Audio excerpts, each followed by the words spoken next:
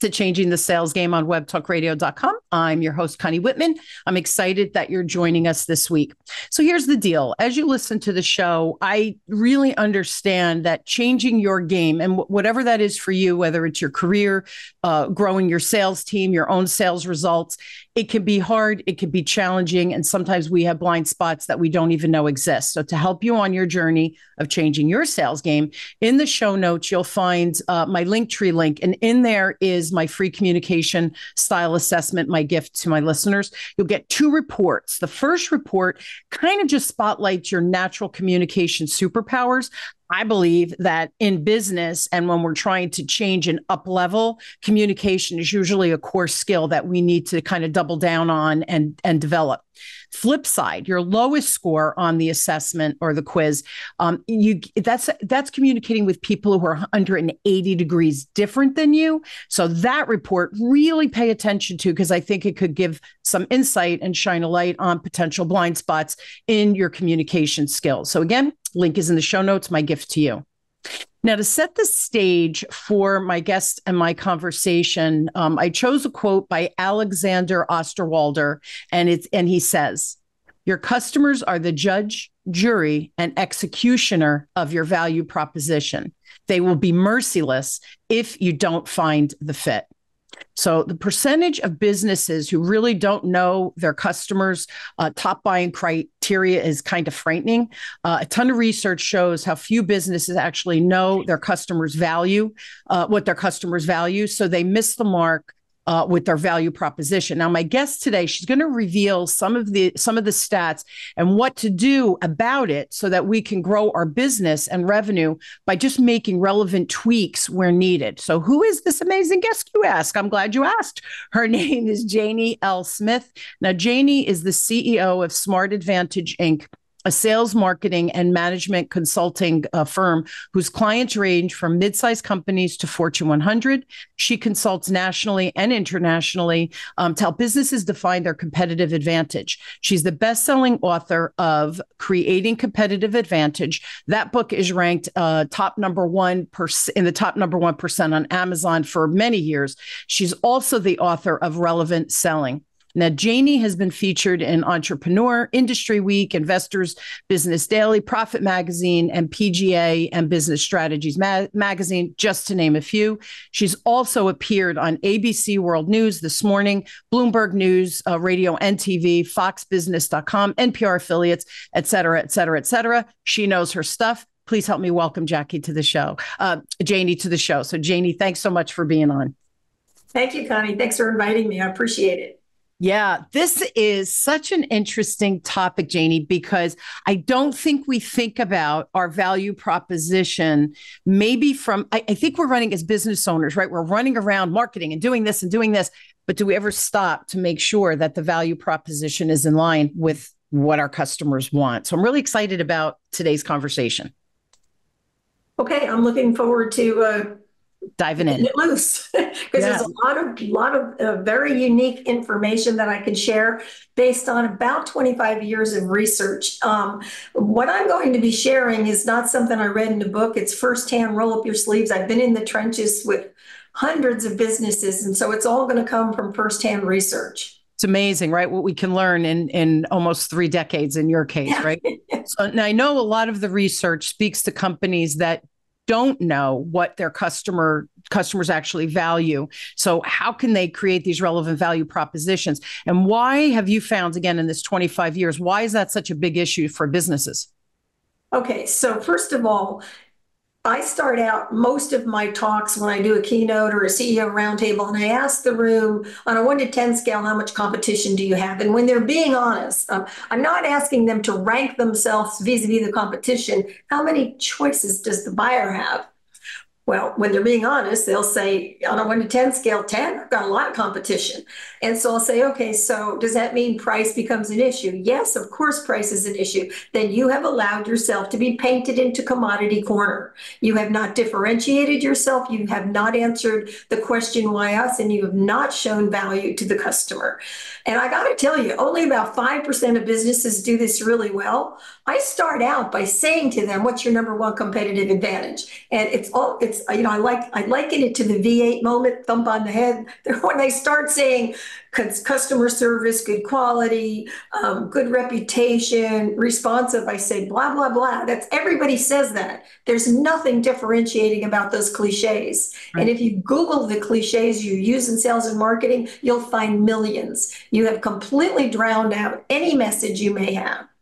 So what we have learned, so I don't want to get too far ahead of myself. So what we do is we do double-blind market research for our clients. So let's say your company wants to know what customers value and what prospects value. So we conduct double-blind market research. Double-blind, for those unfamiliar, means that the respondent, the customer answering the question, does not know who commissioned the research, and the company commissioning the research doesn't get to know what customer A, B, and C said. The double-blind removes bias. We can get the truth. Wow. So we go out and we ask all kinds of questions of the company's customers. And when we're done, we come back and we say, okay, we tested 20 buying attributes, among other things we asked. And on this list of things important to the customer, we want you, before we show you the results, you guess what are the top three. What do you think 1, 2, and 3 are most valued by your customers that you deal with every day? And I'm going to stun you here. 90% of businesses do not know their customers' top buying criteria. A couple of them get 1 or 2 right.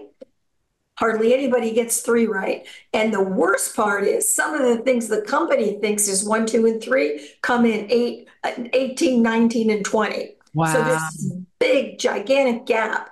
And that really hurts businesses. You cannot create a value proposition if you're talking to them about things you think they value, but in fact, they don't value.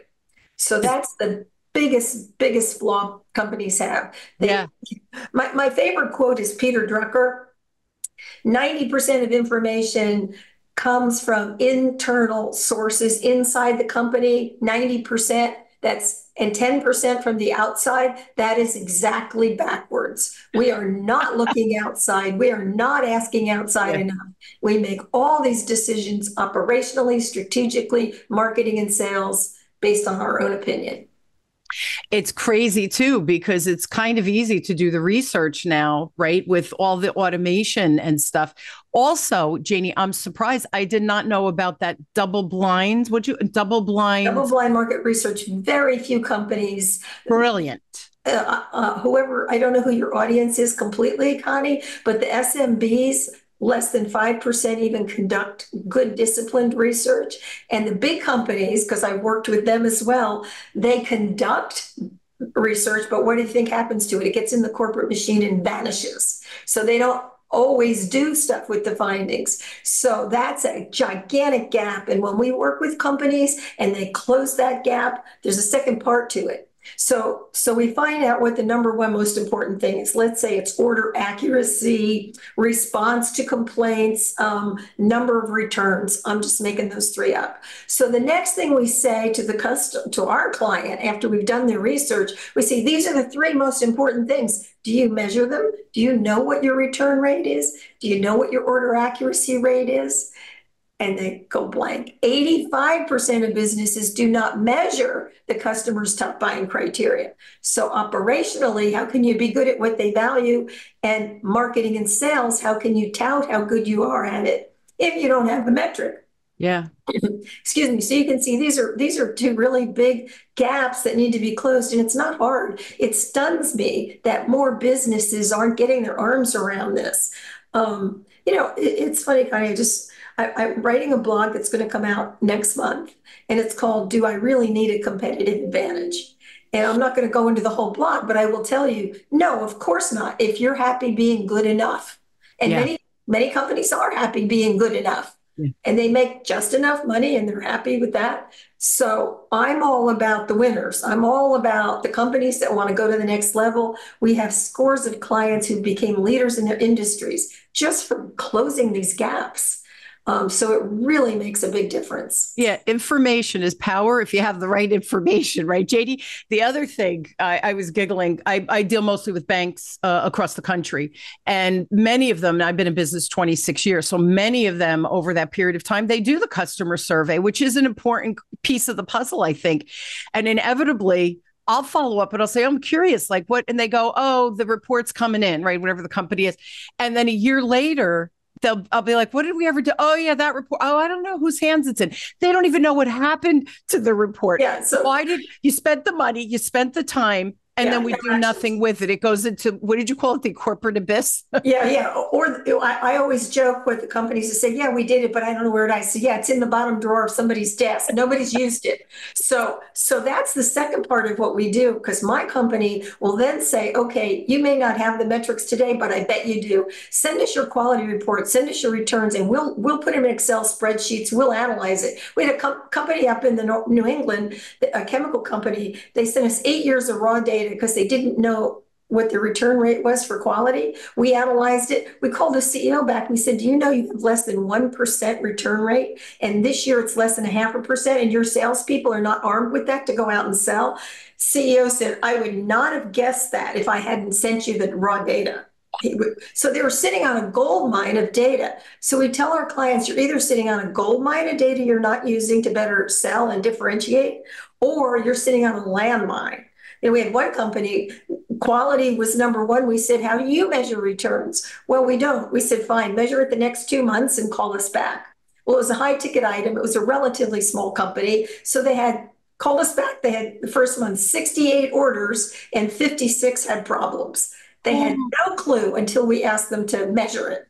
So landmine, gold mine, what are you sitting on? And, how can you, that's another gap. You've got to close these gaps. And that company was saved from going over the brink in the nick of time because we helped them discover, what they were missing. So the metrics are really important. And it's interesting too, Jaynie, because you see this all the time. And I know I see it, the silos. Sales knows what they're doing. Operations know what they're doing. Marketing, supposedly, right? Marketing knows what they're doing. And then nobody really talks. So marketing is thinking, well, I better do the research because they're rolling out a new product. But is the new product worth rolling out in the first place? We don't know. But our salespeople are saying, oh, yeah, it's needed in the marketplace. And operations just say, we need more software now to be able to run it.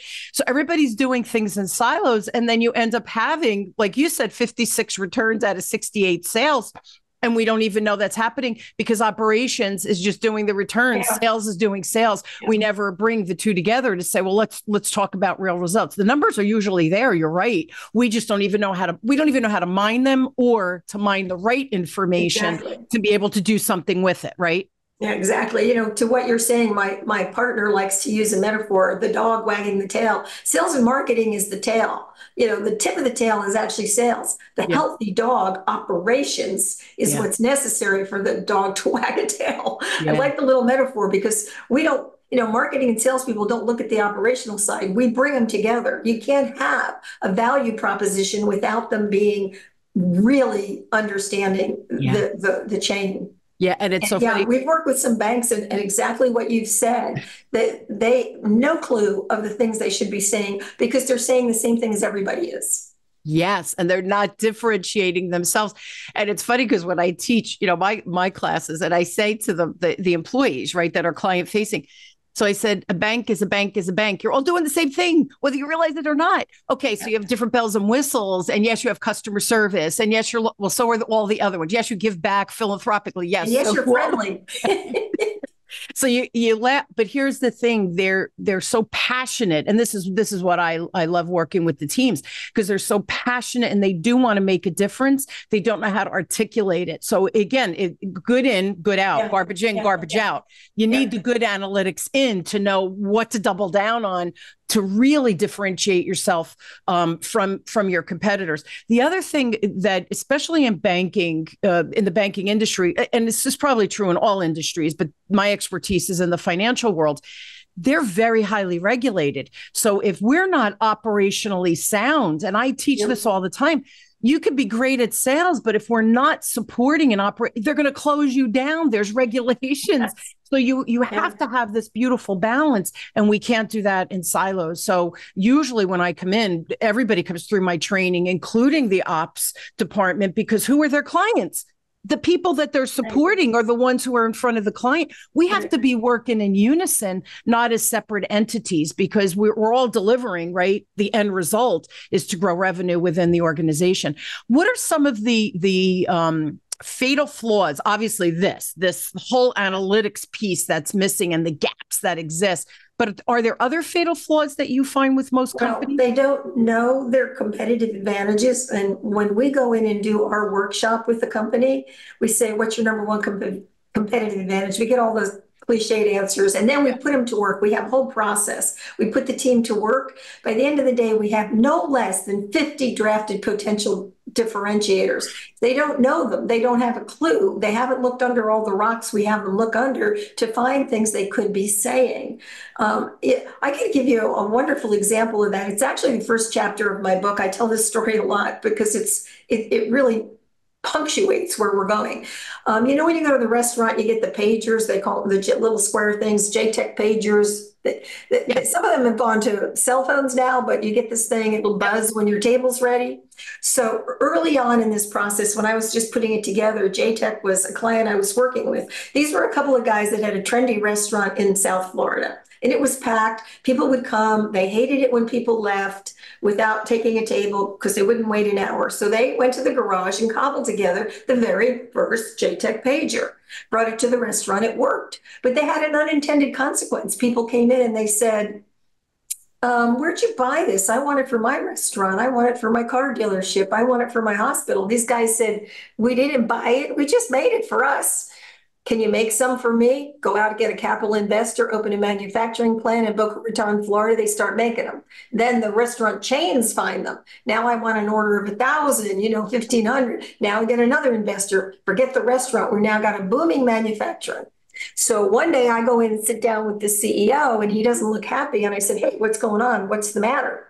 He said, I heard that Motorola is going to compete with us. Remember, I can't say this to young crowd, the old beepers we wore before the phones. Yes, I do. That was Motorola. Yes. So they said, we're the beeper people. Why are we letting this upstart do restaurant pagers? So the CEO was all upset. I said, pull your people together. We're going to do this exercise I'm putting together for competitive advantage. We came up with a whole bunch of statements, but one that I said, you shout this from the rooftops to every restaurant using your pager, every restaurant who's going to use pagers, and you make sure Motorola hears this. It was one simple competitive advantage statement. Most businesses have their version of this. It was this. Of the 50 major restaurant chains in North America, 100% of them using pagers are JTech pagers. So we just told the marketplace, hey, we're it. Motorola, 800-pound gorilla, does some research. They said, we could break into that. The restaurant owner said, we love JTech, our servers love it, our customers use it, we're not switching. They kept the 800-pound gorilla out away for the want of one simple competitive advantage statement. Crazy. And that is a big flaw because so many companies have their version of that. And our mantra at Smart Advantage is build confidence, reduce risk. When you build confidence and reduce risk with that kind of statement, you minimize price as an issue. Our goal is to get people away from price being the differentiator. Yeah. And I know stats had been done years ago. It's probably an older study, but what are the reasons you leave a vendor, right? Or in this case, the beepers, and like the top, it was because number one was 20% of it was the service they got from the organization. 63% was the service they got from their usual relationship manager that they would leave if they weren't taken care of.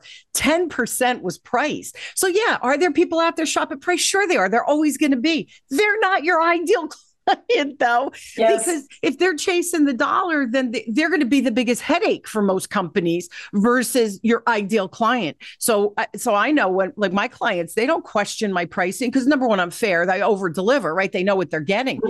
Price never even becomes an obstacle, because it shouldn't be an obstacle. Because, and here's the thing, if you think I'm too expensive, then go somewhere else, because Yeah. I know you're not going to get what I know I can deliver at the price point I give. So the analytics are so important, and knowing your demographic is just so critical. Yeah. Go ahead. Did you want to say anything else about the fatal flaws? About price. No, I was going to give you another angle to prove you're right about the price. Yeah. We test price, and this is interesting when I have an audience of salespeople who say, "You don't understand our business. It's all about price." So I say, look, when we do research, we say, "What's most important to you?" And about 40% will say price, not 80 or 90, 40. Then we test 20 buying attributes, ask them to rate them, and then we say, what else is important? Now only 10% say price. So it went from 40, test the attributes. So one sales guy says to me one day when I share that story, he said, sure, it went to 10% because you had him thinking about all those other things. Thank you, genius. That's exactly my point. We don't have them thinking about our on-time delivery, our order accuracy, our invoice accuracy, or any of those things. And so we've tested price, and you're absolutely right. It is not the most important. And if it is, it's not your client, right? Like we shouldn't be chasing the dollars. We should be chasing our ideal client. So everybody wins at the end of the day. And then I have now the time to do what I'm supposed to be doing instead of seeing someone complain because they want another discount, right? Again, it's counterintuitive. I have another question, because my banks, the lenders, that's what I hear all the time. Oh, Connie, it's all about the price. And I go, oh, like, okay, but I don't have your analytics, what you just said, because I guarantee even on the lending side, if you work with banks specifically, I guarantee that the price still isn't an issue for what they're getting with that lending package, right? Am I understanding? Yeah. So we did an SBA lender up in New England once, and we took him from number 13th in his space to number 1. And it was very interesting because the CEO was really how clients are. Some will listen to you, some won't do anything. Well, this guy really was one step ahead at all times. We came back with the research, and responsiveness was really important. So he set up a concierge desk. All of his clients could call this concierge desk, and he had a stat that talked about the turnaround time on loan approval was X, and the turnaround time on phone calls was Y. And I'm telling you, I'm shortening the story. I think that story is in my book. He went from 13 to number 1, and he's still number 1. This is 10 years later, because he got focused on the two, and it had nothing to do with price. It had to do with service. It had to do with you turn around because his customer are your clients, banks, right? He wants the bankers to send the customer who wants an SBA loan to him, not the other SBA lenders. So he responded to the bank quickly, and the bank officers got what they wanted from him. Because it has to be expedited. Everybody wants everything immediately. So the lending process can be long because there's a lot of moving parts to it, right? That makes sense.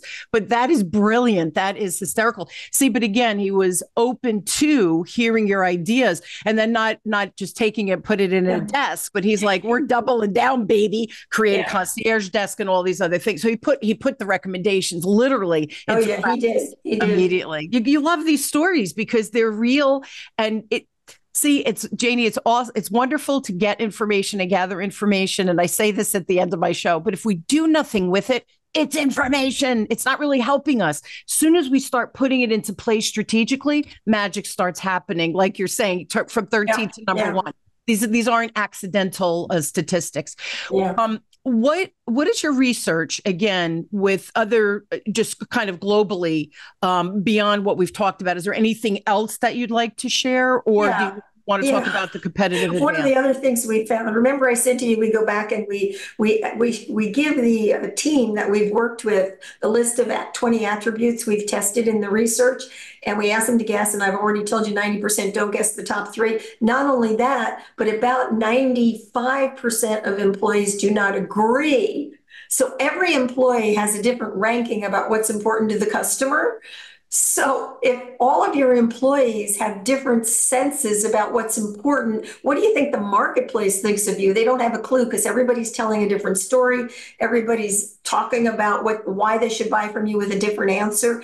You've got to get everybody on the same page. Number 1, find out what the customers value. And we always say go for the top 3 to 5 values, depending on how they Sure. score, and concentrate on them operationally, and everybody sing from the same hymnal. But right now, most businesses, salespeople, well, I've been selling successfully my own way, and so you can't get them to change. But when you come back and you say, here's what the customer cares about, then you can get them to move the needle. But it's critical to get It's everybody. to get everybody on the same page. It's so interesting because when again, that's why I make sure when I go in, it's not just sales training. We have to talk about the culture. And it's not what Connie Whitman thinks. It's like, your people, you've done these XYZ surveys, et cetera. What do you want the client journey to look like? So that's the end result, right? That's what we want the client to experience no matter what branch or what office they go into. Now let's back into that. What are you actually doing? There's your gap. Now we can build a real culture. Now we can focus on the right training, right? My process is my process, but your employees are the secret sauce, not me. Your culture is the secret sauce for your demographics, not me, right? So as soon as you do that, people go, oh, that makes sense.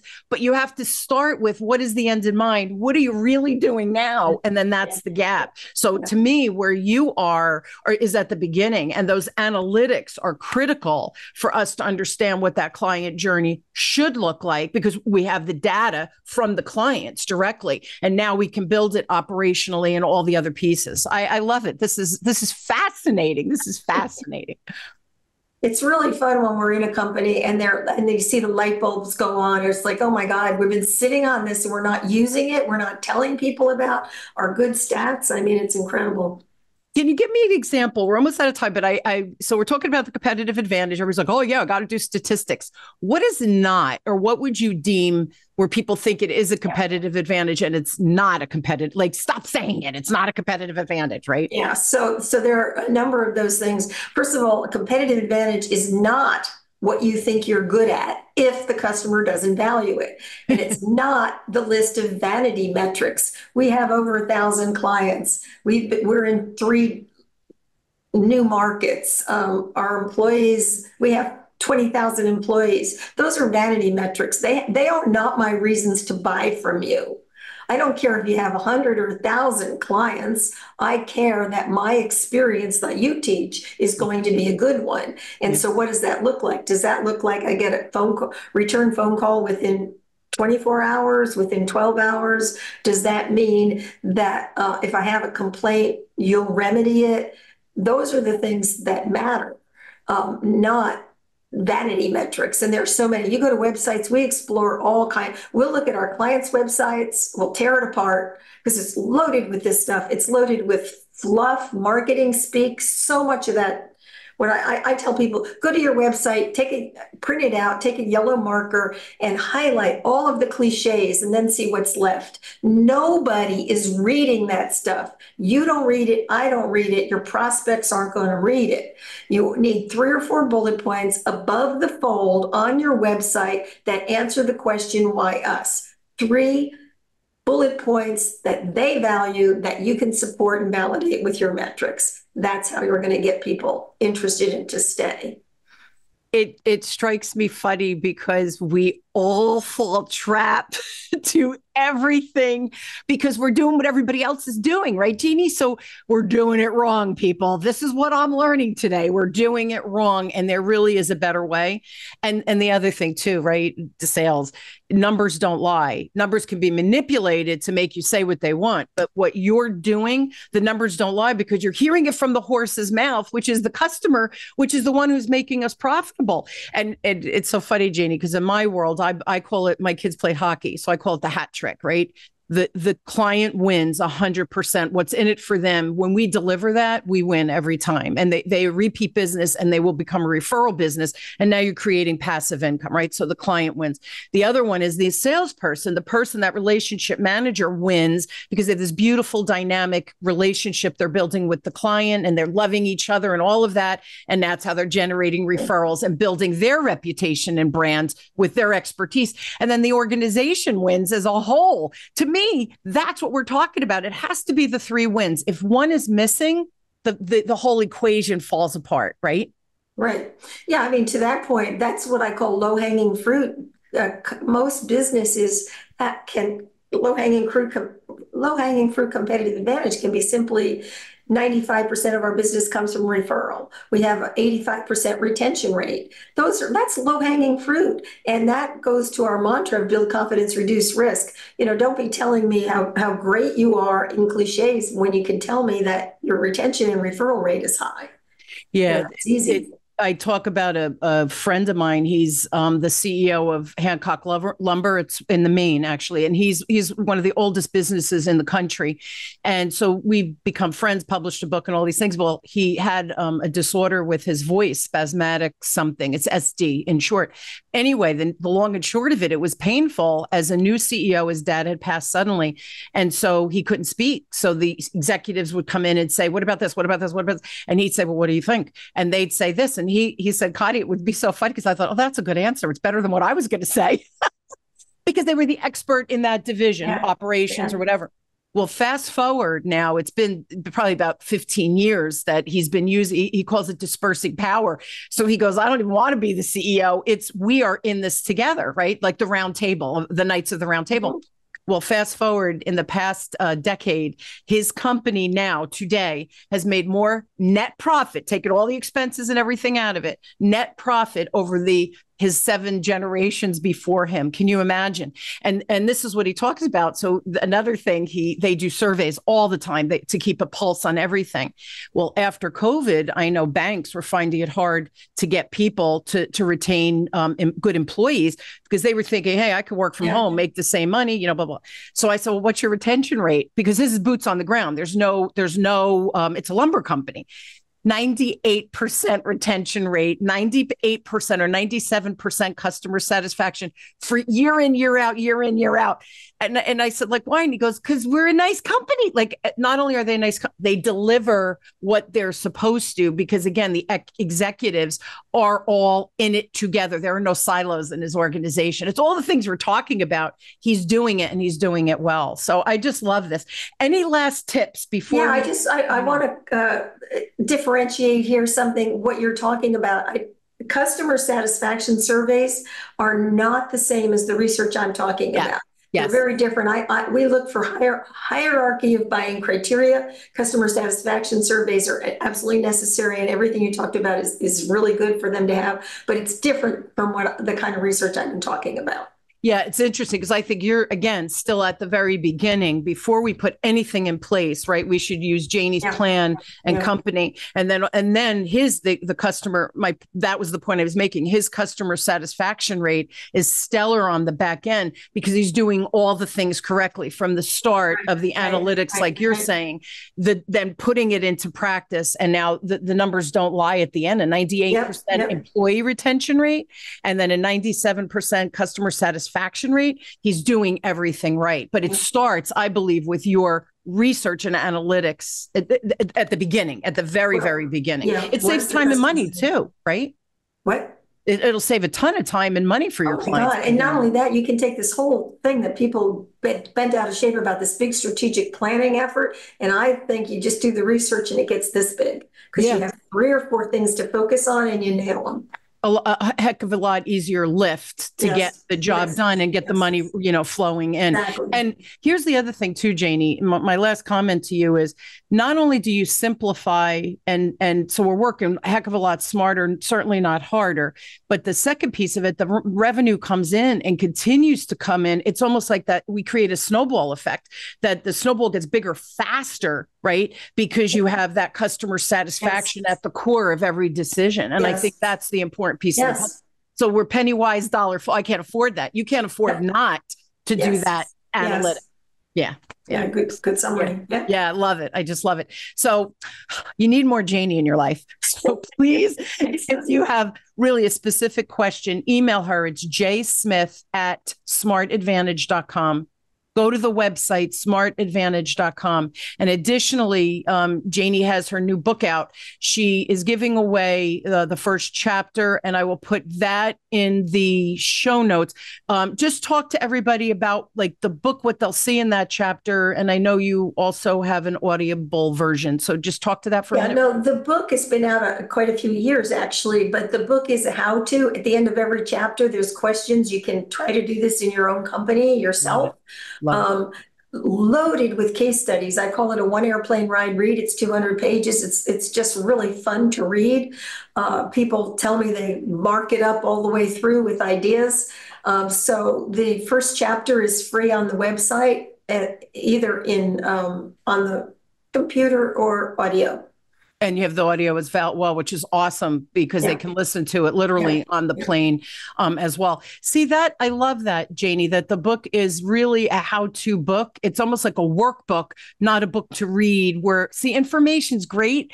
What are you doing with the information? So I love that you have the exercises so that they could almost, if I'm an executive at an organization, I could strategize with myself using that book. And now I can go with some real meat to say, hey, I think we need to do this. This is important stuff. But now I have a tangible idea to communicate to the CEO or whoever the decision maker is. So again, the proof is in the pudding, right? Everything we're talking about. Yeah, I love it. Thank you so much.